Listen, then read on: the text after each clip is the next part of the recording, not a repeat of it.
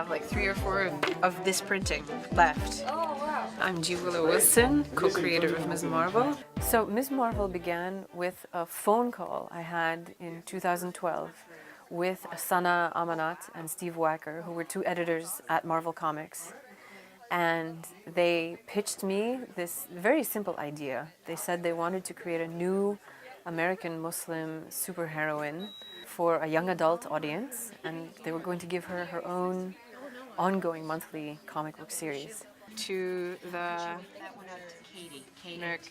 nerds. And they asked me if I wanted to develop the character and write the series. So of course I said yes. All the places that Kamala has been, we get to see that. It's pretty awesome. You know, that they base a superhero off our school. Yeah, and I think that the comic book represents the diversity that we have in our school.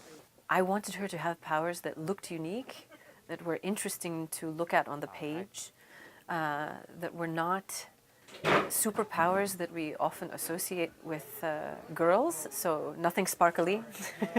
I didn't want her to be a telepath, to read people's minds. I wanted her to have very active powers, very physical powers, and that were not necessarily something pretty or girly. I wanted them to be interesting.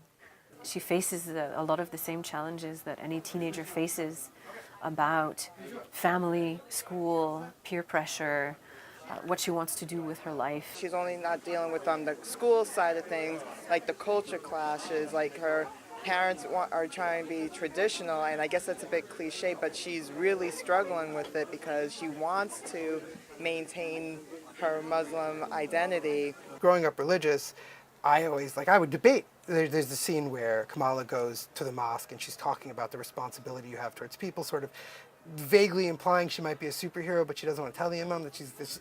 And I would have those hypothetical conversations with rabbis in my head. Could I be allowed on the Sabbath to break Sabbath laws, to use my superpower? Like, these are things that I thought of. So Ms. Marvel connected with me immensely. Some people in the American Muslim community said that they wouldn't read the book because she does not wear hijab. And then other people said, no, she's too religious, she should be more secular, So because there was only one, everybody wanted it to reflect their own experience, which is impossible.